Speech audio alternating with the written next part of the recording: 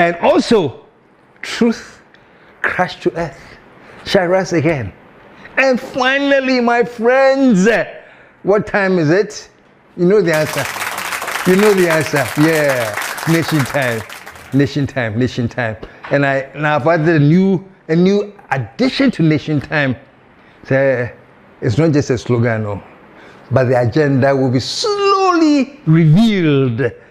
It's not just a slogan. No nation has been built on any slogan. Anyway, before I start, let me say, I don't know whether it's good morning, good afternoon, wherever you are watching me from worldwide. Auntie Margaret from Germany. Oh man, I've been receiving your messages, and I know you are spot on, and you are actually immersed in this whole spirit of nation time. So, Auntie Margaret, I just wanted to take a second to acknowledge you. Thank you very much. Thank you. Anyway, folks, what am I talking about today? And what I'm going to talk about is quite, I think, relevant, because no matter what, the media can be polarized. It is understandable. If you want to go to the advanced democracies, like in the US, they have media, and they all have their leanings. I won't say polarized, I'll say leanings. There are some media in the US that are very Republican, that had Republican media. There are media that is democratic, and there's media that's independent. So all I'm saying is that media can have a leaning and tilting. No, nothing, no news about that. In Ghana, we also have similar things, except ours is more rigid and ours is more partisan. We have the MPP media, we have the NDC media. And here's the thing, when NDC is reigning, it's like their media is the main thing there, and everything is NDC media. When the MPP is reigning, that's the same thing, All I'm saying, folks, it's nothing surprising when any media has a leaning. I think the only difference in Africa, let me not talk about Africa, we're talking about Ghana. I think the only difference in Ghana is this, that when the paper decides that they are MPP and they lean towards the MPP, they will defend anything that the MPP does, good or bad. They better defend it. Similarly, on the NDC side, the same thing. The NDC, so I'm leaning towards you. Whatever you do will be defended. That's a slight difference, because elsewhere, for example, you can find a paper that is very, very, very Republican. But on certain issues, they will challenge the Republicans that, Charlie, I think here you went wrong. And vice versa. You can have a Democratic paper that will stand up against whatever the Democrats are doing on certain issues. All I'm saying is that in Ghana, there's it's automatic. Now, why am I laying all this foundation? Because apart from the pro or anti-government kind of media setup we have in Ghana, then we have something very, very interesting. It's called Janam. And when I hear the name Janam, I laugh. Do you know why I laugh? Because most of you young guys who are now coming, some of us have been around a long, long, long time. But these young guys that are coming, you talk about Janam, Charlie, Ebeni Janam. Ebeni Janam. Let me tell you, Janam goes so far back before you were born. It started as propaganda. We won't get into that propaganda element yet. But let me tell you what Janam is. And Janam, way back in the 60s, Nkrumah faced one of the biggest Janams in the world. There was no social media. Nothing. Just the media. Let me tell you what Janam is. Okay? Janam is simply when a group of people get together to push a certain ideology and a certain belief couched in a lie. But guess what? It is so well couched in the lie, and they push the lie out there That's what we guys now call Janam. In Nkrumah's day, do you know what they called it back in the day? It was called the big lie. So all of you who love Janam, all of you who do Janam now, all you are doing is what is originally called the big lie. So what is the big lie? The big lie is to sit down and carefully craft something, an issue, a story, totally fabricated. It's a lie. Different than the big lie, no. Now what makes it a big lie is this, that it is so well crafted, so well fabricated. And this is where newspapers will sit down. Newspaper A, B, C, D, E, F. When they sit down, they actually decide which newspaper will carry what aspect of the lie. So you get up in the morning, you buy this paper, it is this headline about the lie. You buy this paper, it is the headline about the lie. You go and tune in the news, it's about the lie. You look on TV, it's about the lie. It is called the big lie. And that is what Ghana has, I don't know whether to say transmogrified, what name it used to be. But it has been transformed into what they call Janam in Ghana. So all you Janam, you have to put the Janam, all you are saying is you're going to create a big lie. Now let me tell you what it is about. It is with this big lie thing. It is so powerful. Folks, it's been used in ways. Hitler time they were using the big lie. And you know, the big lie goes so far back, and the big lie is to craft something for you to believe or to disbelieve, but it's all aimed at one thing: changing your mindset. You know, one time I said politics is all about capturing the hearts and the minds of people. If you want to capture the hearts and the minds of people, that's what you do in politics. If you want a big electorate, try and capture the hearts and their minds. What Janam does is the same thing. But if they, for example, think that these people are swaying towards the right or swaying towards the left, Janam has to craft something that will capture them to sway them back to whichever direction that they want to go. And if in the Janam, it's called the big lie. Why am I saying this? Because it is a very active part of our politics. Janam, very, very active part of our politics. There are media people as we speak now who have already set or are setting an agenda to go either way, for or against. But it's a plan. It is well calculated. That's what Janam is all about too. In Nkrumah, most of you were not born. Even I was born when Nkrumah was overthrown. I think I was 9 years old. So Mikra Mitia talking big cry. How much at 9 years old did I know about the Nkrumah regime? Nothing but what I grew up and read. But let me tell you, the lies, the fabrications, and the beautiful thing about the big lie is this, or Janam is this. The Janam can be so convincing that even when it is against your party, you accept it as truth. So convincing you. It happens. So it's even against your own party, and you say, hey, Charlie, wait, they're watching you. Charlie, this one, there's a heavy blow. Because you believe it. That's how good Janam can be. And before I come to contemporary Janam, let me take you all the way back to Kwame Nkrumah. One of the biggest lies about Kwame Nkrumah was how he destroyed all of Ghana's money. Nkrumah just threw away our money. And Ghana was in such debt. I think back in the day they were quoting like 140 million or something. And the Janam, or the big lie, was that is what Nkrumah has done to us. It is only after a while then people started realizing that no, Nkrumah had investments, not debt. Akosombo Dam was an investment. The whole Tema township, he invested in it. He built industry in it, no investment. The dry dock. At one point, they had something called the Black Star Line. It was a fleet of ships. I think the Black Star Line, God, I don't remember, but we had about 20 plus ships. And all of this money went into them. But there were investments to pay back later.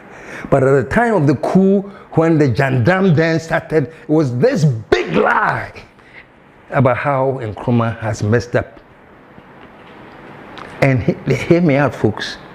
Even ardent followers of Kwame Nkrumah believed it. To date, you may even get some people say, oh, Charlie, me, I like Nkrumah power, but I don't like how he wasted all our money and blah, blah, blah, blah, blah, blah. Today, the Janam is working. Nkrumah has been gone how many years? That is the power of Janam. And Janam is so powerful, especially when influential media people meet and they decide that, Charlie, your target will throw you Janam. You'll be surprised how effective it was. I talked about Nkrumah. Nkrumah was long ago, back in the day, you know. And JJ also suffered massive Janam. But JJ came from a military wing. You know, it wasn't like we went to an election and we voted for JJ, and it was a majority Democratic vote. He came in as a revolutionary from a revolutionary wing. But still, when the people decided we have had enough of you, there was massive Janam. Oh, my own friend Kugubakon, he says, I will strip JJ naked. That means he was bent and intent, whatever it was, to create the belief that something was wrong. And the Janam that JJ and people went through, I won't even talk about it now, but it was Janam. The only reason that people do not really pay attention to that period was because Ono evolutionary, he was a coup maker. You know, so when they're doing Janam, you're against him. So we took that for granted. But trust me, Janam was used in this era.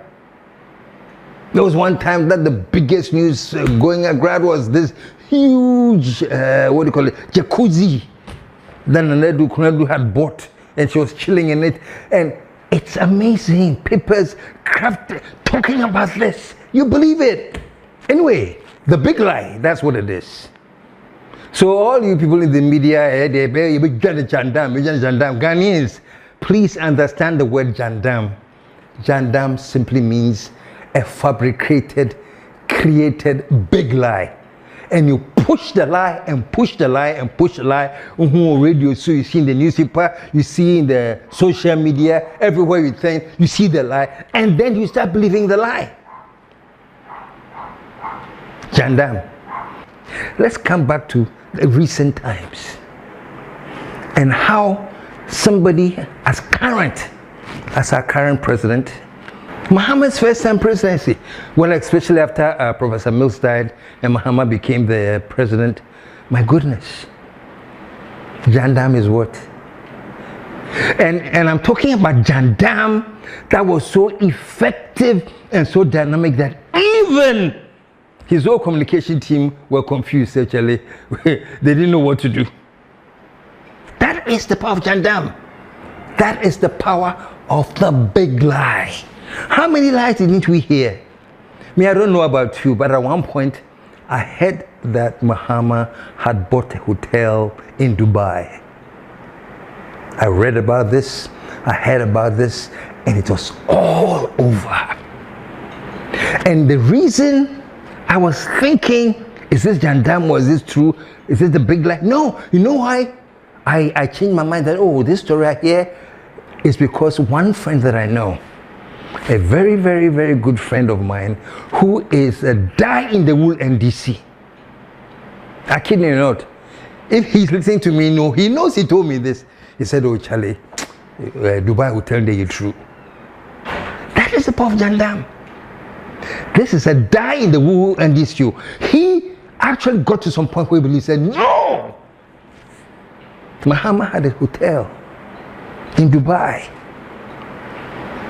It is called the big lie, folks. It is called the big lie. And you make the lie so entrenched How many people from back in the day, in Nkrumah's day, didn't believe that Nkrumah had a goddess called Kankanyami? That was one of the big lies. So he had a goddess called Kankanyami. To date, I'm sure you find people older than me who believe saying banana Kankanyami there. They'll talk about it. That is the power of the big lie. How many of us did not know that Mahama and Lodina owned DKM, that financial microfinance company? That was the belief. Mahama and Lodina there. And it was entrenched. People go to demonstrations and they have placards, you know, about how DKM belonged to Mahama and Lodina. Folks, all I'm telling you is that Janam is nothing but a big lie. And the lie is so big, it is so mighty, that even people who are in whichever party at some point will believe that, hey, this one there might be true. That is Janam. And who in Ghana did not believe this Airbus scandal? This phenomenal Airbus scandal in which the president of Ghana was directly implicated. The news, the newspapers, wherever. The big lie. Janam, who did not believe, and this one, my good friend Manasseh started it, about this Ford Explorer, and there was some truth, but it was mixed up with a whole lot of misunderstandings and misinformation. But it was so well crafted, it cost him his presidency. It's all part of the big lie. The gift that was supposed to have been given to Mama was actually in the presidential pool being used by former President Kufuor. Used it. But that's what we're talking about. And it's all called the big lie, folks. And I know why I'm saying this, so that we all become aware of this thing. I can say Janam. Janam is evil. Janam is nothing but what political scientists call the big lie. How many of us did not hear that Tema Port had been sold by Mahama? Waton Port, no. And this was widely spoken everywhere. He has sold the port. Yeah, let me say, I am ready to go to NDC. Sir Jomama, Timibeka said Tema Port no ton, you know. So Baba ye president, Adiachinya, Obedi Port no be Amagana for I am for NDC. And today na stop na on to me kase me John Dramani Mahama. Tema Port na me ye mistake ton, you know. Me sha Ghana mabunu boase, me ba imagine back. Mahama ba ye no. Or port no 7 billion. So them say Mahama de aton. What I say? And this for the ton you. Back 2016. And now what town Tema Port operations. And I'm not talking about say when the big lie happens, it's just some small grassroots people who take the lie. No. It goes from grassroots to the top hierarchy of university professors and university dons and deans and thick politicians. All are subject to the big lie. Once upon a time, I say I confirm Guinea fowl. The Guinea fowl, when they were hitting this Sada or whatever, you see, the Guinea fowl actually flew. And that story was on the lips of people that who born you to go and say, oh, it's not true. And confirm not to. Folks, Janam. It's a big lie. It is a big lie. You know, so this is what I'm saying, that in every political jurisdiction you have papers that have leanings. Except that I know that in Ghana, when the leanings are not in favor of a certain direction, in comes Janam to really create a big lie that will make sure that it can either destroy the political career or destroy the vim and the vigor, and it will hurt you. So Janam, folks, I'm talking about Janam because we have started another era, folks. And I said all the time on this show, this is one time we have to get it right as a nation. I'm telling you, if you look at the election results of the politics, if you look at the way people voted, if you knew that, if you look at the internal fire that was burning in people to go out and vote this massively and this decisively, they were sending a very, very clear message that, listen, folks, the past 8 years, we want a clean break from it. Let's move in another direction. And not only did we say that, people have gone to the polls to actually vote for that. That's what I'm saying. So if in spite of all of this, NDC fails, the nation fails, in spite of all of this, we are doomed. And I'm saying this because one of the things that can engineer a failure is to get a group of media people who decide that they will jam you. And you'll be surprised what they will say and how much impact that will make.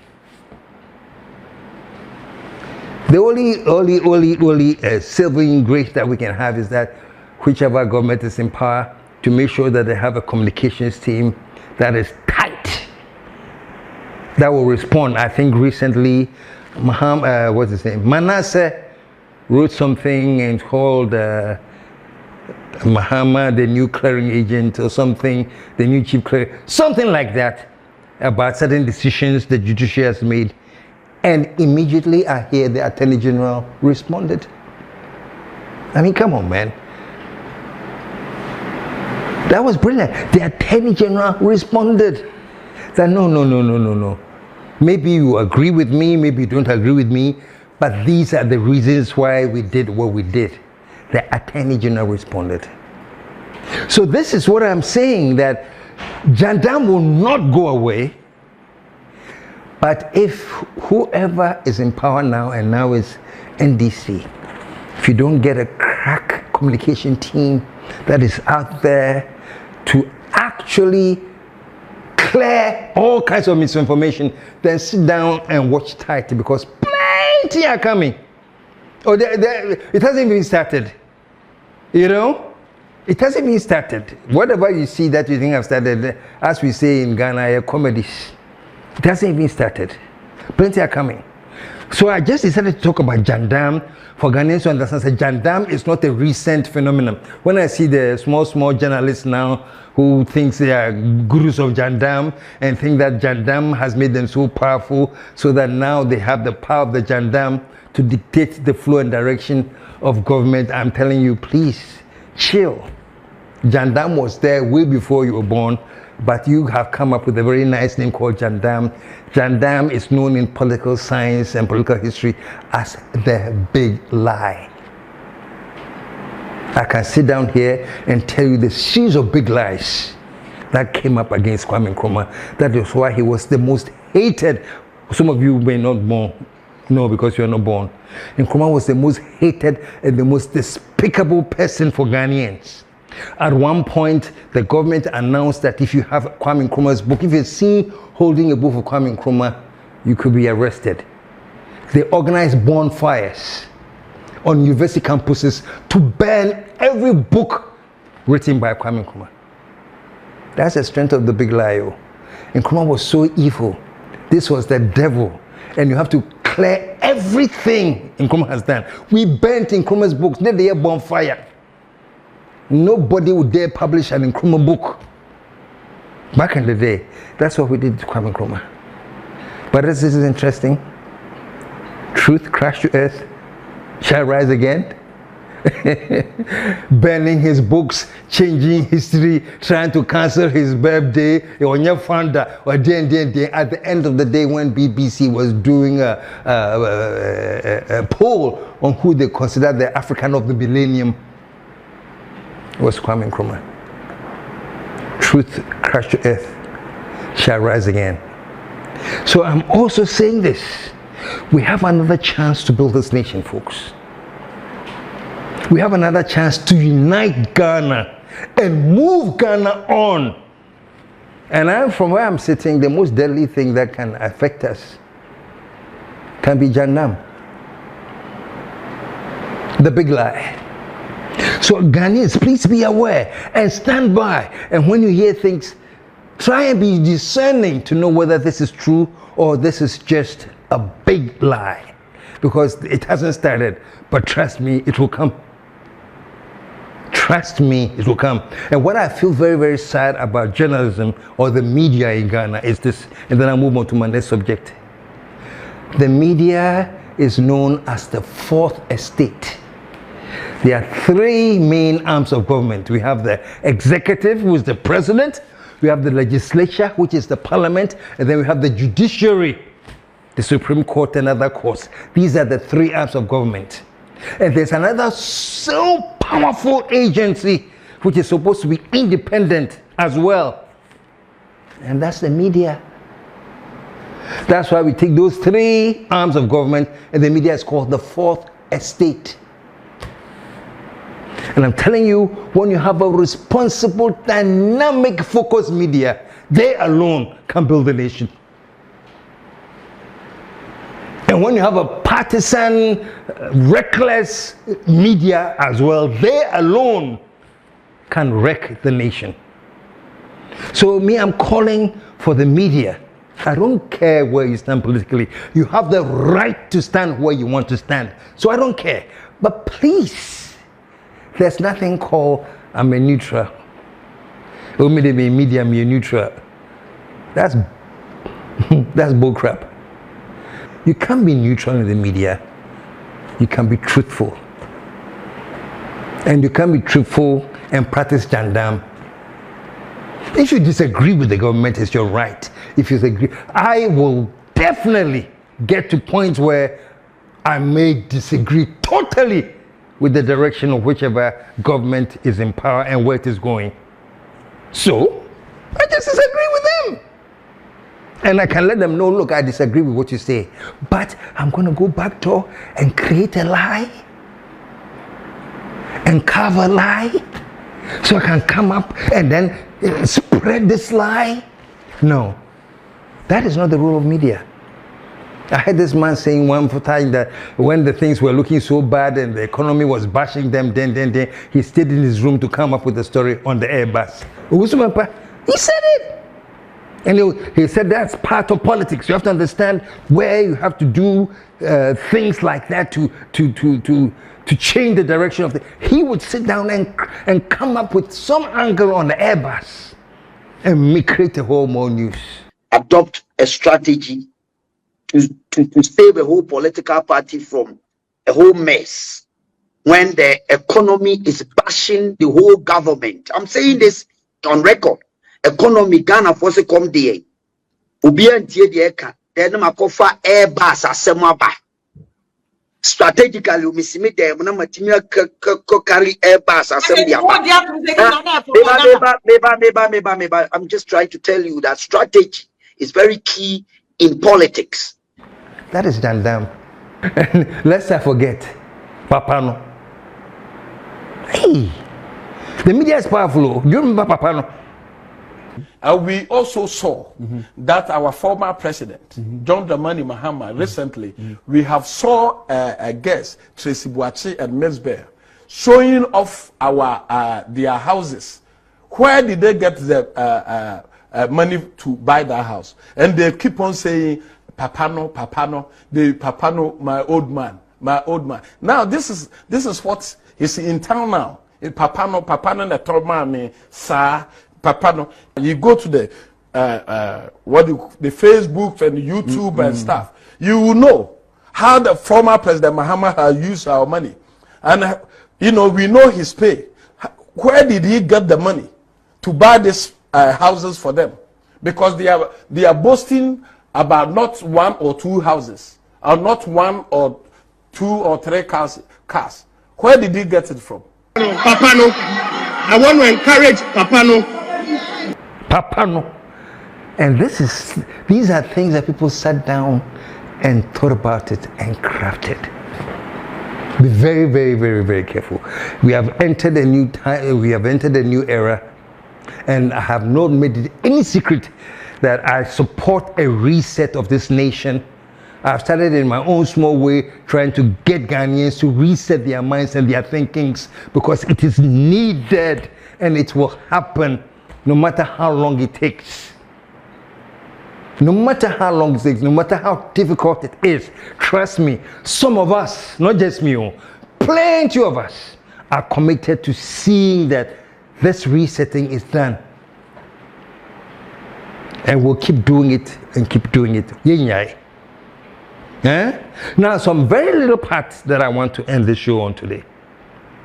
You know, this is not Janam. This is speaking truthfully about how right now, as we speak, upset I am with JM, His Excellency John Dramani Mahama.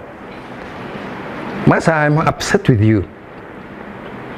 But I'm not going to go and create a lie. I'm going to look you straight in the face and tell you why I'm upset with you.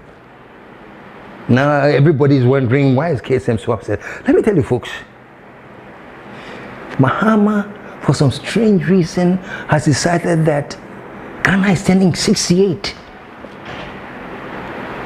But for once, he doesn't want any elaborate Independence Day celebrations.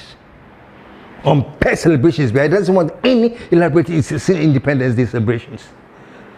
Because he wants something very, very small. Maybe some small thing at the Flagstaff House and maybe only a few people. Something small. Not the huge display of aircraft and machinery and everything. No, he wants something small. And I am saying, Mahama, I'm looking in the face and saying, I'm very upset with you.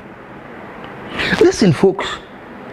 Ghana is 68 years old. How many countries in Africa, after 68 years of independence, can spend $58 million to dig a hole for a swimming pool? Actually, it wasn't supposed to be a swimming pool. It ended up being a swimming pool. Folks, how many countries can clear a whole place costing hundreds of millions of dollars? I'm going to build a cathedral for God. Mahama, you see why I'm upset with you? This is the time for us to celebrate. I was hoping that you come on our 68th anniversary, announce that God has moved you to go back and rekindle and build a cathedral for God. That is where salvation will come from. Or you didn't listen to some of the journalists that were telling you? You didn't listen? Let me remind you. People said you should go and put it in pram, you should go and put it somewhere. You give the first fruits to God.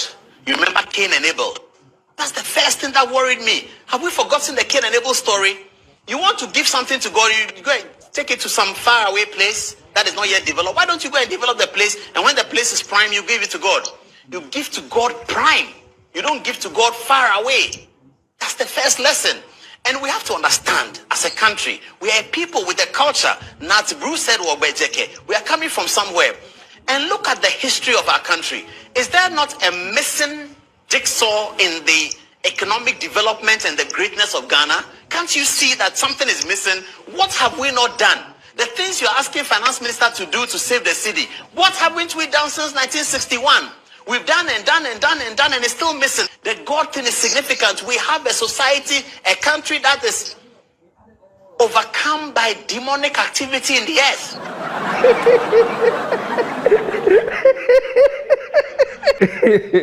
I'm sorry, I have to remind Mahama, this is our salvation.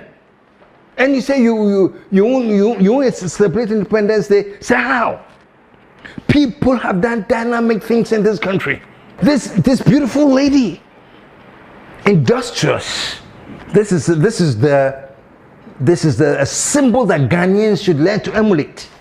That the president should be respecting on Independence Day. Single lady. I think allegedly at the National National Service Secretariat had over 80,000 names plus on payroll, ghost names. So in a month, she was raking in about what, 56 million in a month?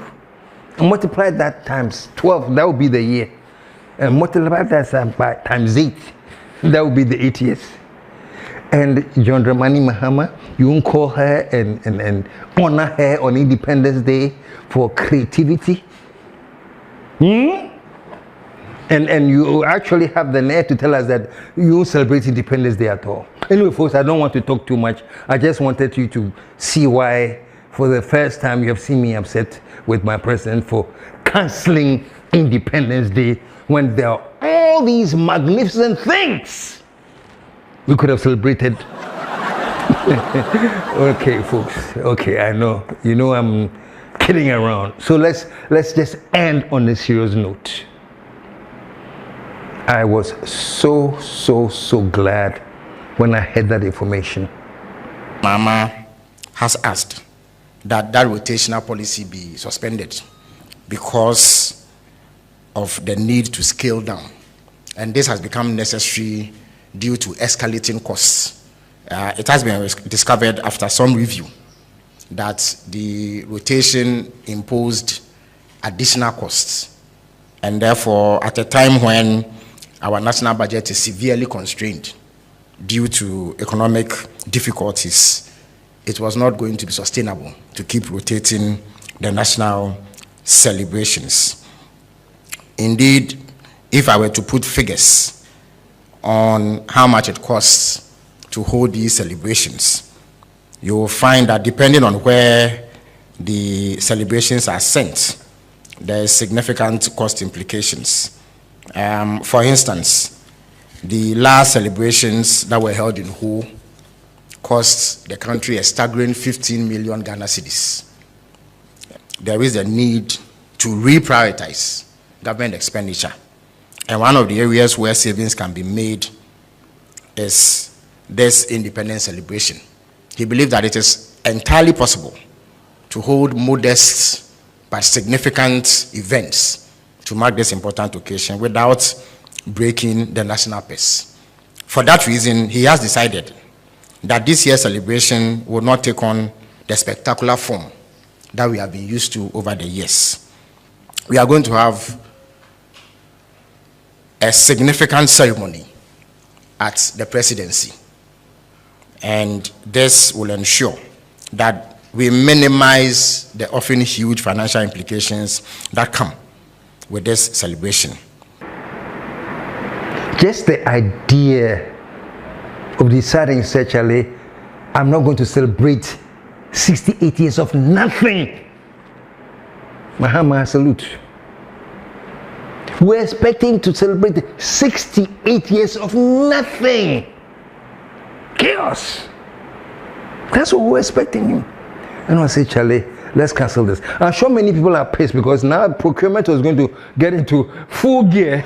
Those who are going to procure new socks for the soldiers to march, procure new armed equipment, procure this chocolate for the schools, the kids who are marching, procurement. I'm sure I'm all for building almost plans, new budget in the painting, they're going to paint their houses in their share budget for procurement. So, Mahama, I salute. Thank you for taking that action. And please, you know, media, I go all the way out. It's very interesting. I was telling the producer at one time, Chalemi, I want to do a show and call that we should so let's suspend this Independence Day. What use is it? Then the soldiers come and display their military wear. Then Air Force flies. I'm sure they have to fuel all the planes, all the tankers. Now yet dang. What are we trying to show as a broke-ass country that is highly indebted, that is begging on our knees in front of the IMF? We have the nerve to have a splendid, extravagant celebration of independence. For what? Independence for what? So, Your Excellency, let me, on the serious side, let me thank you for this. And I truly salute you. And I truly hope that you have the support of Ghanaians, that it's not just Independence Day, more are coming. Just let's be serious as a nation. And folks, while I take off my hat to JM, I also have to take off my hat to the OSP, man. This guy is serious. And In the interest of time, I can't get into this, but please join us on our next episode where we take a look about what is happening in Ghana. The idea, I never ever dreamt in my imagination that the finance minister will be declared a wanted fugitive in this country. But OSPIO, we'll talk about that next time. My final thing. And this one, I think I'm addressing, what is it, Ufusukwachi, Communications. Ufusukwachi, I don't know who are the members of the NDC that are supposed to be whipping the members into line. But this, your empty seats must stop. It is shameful. Today, as I talk, look at the empty seats. And this is a government that has come with vim and vigor, and they're going to do amazing things. Whoever your majority whip, whoever you are, look at these seats. How long should Ghanaians continue to see this on TV? Are you not ashamed? Are you not ashamed at these empty seats? When does sitting down and talking about government business begin? Does this look like a nation that is ready for resetting? Look at the seats. These are where the majority are supposed to be seated to make rules and think about our nation. Shame on you. So to the majority leader, my good friend, Mahama Ayariga, please do something. Do something. So that when I come and sit here next week, I won't be showing empty seats at your parliament. Because if this thing continues, we're going to change gear.